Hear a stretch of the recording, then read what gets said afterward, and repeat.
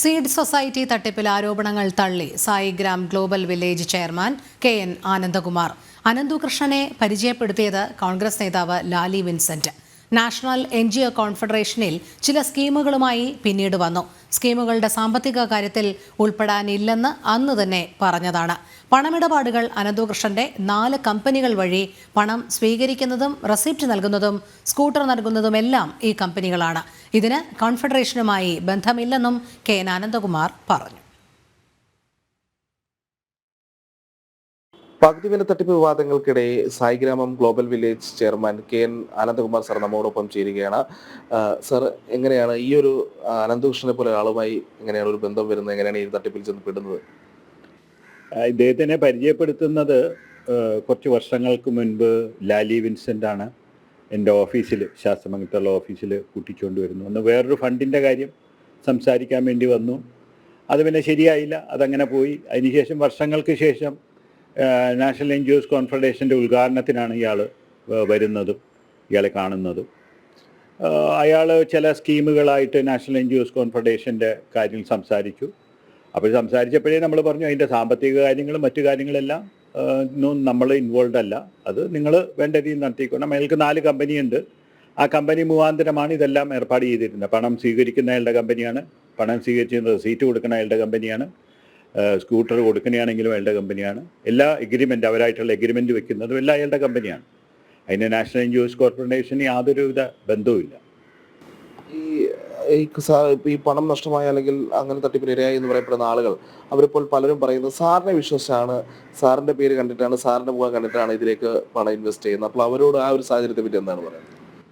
അല്ല, യഥാർത്ഥത്തിൽ ഈ പറഞ്ഞ പോലെ ഇതിലെല്ലാം നമ്മൾ പണം നിക്ഷേപിക്കണമെന്നോ അല്ലെ മറ്റു കാര്യങ്ങളൊന്നും ആരോടും ഞാൻ പറഞ്ഞിട്ടില്ല. എനിക്കതിൻ്റെ ആവശ്യമില്ല. 30 വർഷമായിട്ട് മഹത്തായ ഒരു പ്രസ്ഥാനം നയിക്കുന്ന ആളാണ് ഞാൻ. അപ്പോൾ അതിൻ്റെ ആവശ്യം എനിക്കില്ല. യഥാർത്ഥത്തിൽ അവർ അങ്ങനെ പറയുന്നതിന് മറുപടി എനിക്ക് പറയാൻ പറ്റൂല. എന്താണെങ്കിലും ഞാൻ ഈ NGOs കോൺഫെഡറേഷൻ്റെ സ്ഥാനം രാജിവെച്ചിട്ട് ഏകദേശം 8-9 മാസമായി. അതിൻ്റെ ഇടയിൽ എന്തെല്ലാം നടക്കണമെന്നുള്ള കാര്യം എനിക്ക് യാതൊരു അറിവുമില്ല. അവർ ബോർഡ് മീറ്റിംഗ് കൂടുന്നുണ്ട്, അവർ കാര്യങ്ങൾ ഡിസൈഡ് ചെയ്യുന്നുണ്ട്.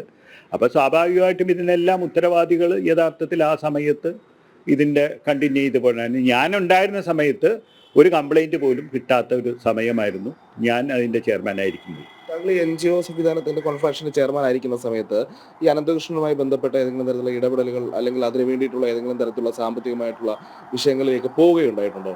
ഒരിക്കലും. തന്നെ മറ്റൊരു കാര്യം ചോദിക്കാനുള്ളത്, CSR കാര്യങ്ങളൊക്കെ കിട്ടാൻ ഞങ്ങൾ ഓവർ ക്വാളിഫൈഡ് ആണ്. ഞങ്ങൾ ഇന്ത്യയിലുള്ള എല്ലാ കമ്പനികളായിട്ട് എത്രയോ വർഷങ്ങളായിട്ട് ഞങ്ങൾക്ക് CSR കിട്ടുന്നുണ്ട്. ഞങ്ങൾ അതിനുള്ള ക്വാളിഫിക്കേഷൻ ഉണ്ട്. കൃത്യമായിട്ട് ഈ അനന്തകൃഷ്ണന്റെ ഈ സ്ഥാപനവുമായി ബന്ധപ്പെട്ടുള്ള ഈ നടപടിക്രമങ്ങളിൽ ചില വീഴ്ചകൾ കണ്ടപ്പോൾ അല്ലെങ്കിൽ ചില തെറ്റായ പ്രവണതകൾ കണ്ടപ്പോൾ താങ്കൾ അത് ചൂണ്ടിക്കാട്ടിയിട്ടുണ്ട്, അതിൽ നിന്ന് മാറിയിട്ടുണ്ട്. അതിൽ നിന്ന് രാജിവെക്കാൻ കാരണം അതാണ്. കോൺഫെഡറേഷന്റെ രൂപം എങ്ങനെയാണ് ഉണ്ടായത്? രൂപീകരിച്ചത് ഒരു കൂട്ടായ്മയാണ്, NGOsന്റെ ഒരു കൂട്ടായ്മ. ഇന്ത്യ ഒറ്റക്കുണ്ടാക്കണം എന്നുള്ള ഒരു ആഗ്രഹത്തിലാണ് നമ്മൾ തുടങ്ങിയത്. പക്ഷെ അത് കുറച്ച് കഴിഞ്ഞപ്പോൾ അത് നേരെ ഡൈവേർട്ട് ചെയ്ത് ഇദ്ദേഹം ഇതിൻ്റെ ഒരു നാഷണൽ കോർഡിനേറ്റർ ആയിരുന്നു. ഇദ്ദേഹം അത് വേറെ രീതിയിൽ മറ്റു പല കാര്യങ്ങളിലോട്ട് കൊണ്ടുപോയി. അപ്പോൾ സ്വാഭാവികമായിട്ടും അതിനൊന്നും നമുക്ക് യോജിക്കാൻ പറ്റാത്ത കാര്യങ്ങളായിരുന്നു. അപ്പോൾ ആദ്യം ഒരു കോഴിക്കോട് എന്നുള്ള രീതിയിലൊക്കെയാണ് തുടങ്ങിയത്. പിന്നെ അത് കഴിഞ്ഞിട്ട് വേറെ രീതിയിലോട്ടൊക്കെ പോയപ്പോൾ നമുക്ക് സ്വാഭാവികമായിട്ട് അതിന് സുതാര്യതയില്ല. അതിൽ അയാളുടെ കമ്പനിയാണ് പണം മേടിക്കുന്നതെങ്കിലും അതിനെക്കുറിച്ച് യാതൊരുവിധ രീതിയിലുള്ള സുതാര്യത ഉണ്ടായിരുന്നില്ല. എന്തായാലും പറയുന്ന ആരോപണങ്ങളെല്ലാം തള്ളുകയാണ്. കൃത്യമായി ഇതുമായി ബന്ധപ്പെട്ട് സാമ്പത്തികമായ ഒരു ഇടപെടലിനും അദ്ദേഹം നേതൃത്വം നൽകിയിട്ടില്ല എന്നുള്ളതാണ് അദ്ദേഹം പറയുന്നത്. വളരെ ചെറിയൊരു ഇടപെടൽ മാത്രമാണ് ഉണ്ടായത്. പക്ഷേ CSR ഫണ്ട് ലഭിക്കുന്നത് തുടങ്ങിയിട്ടുള്ള കാര്യങ്ങളിൽ സായി ഗ്രാമം പോലെയുള്ള ഒരു സംവിധാനത്തിന് അനന്തകൃഷ്ണനെ പോലെ ആളുടെയോ അത്തരമൊരു സംവിധാനത്തിന്റെയോ ആവശ്യമില്ല എന്നുള്ള കാര്യം കൃത്യമായി അദ്ദേഹം പറയുന്നു. മറ്റു വിധമായ എല്ലാ ആരോപണങ്ങളും ആനന്ദകുമാർ സാർ തള്ളുകയാണ്.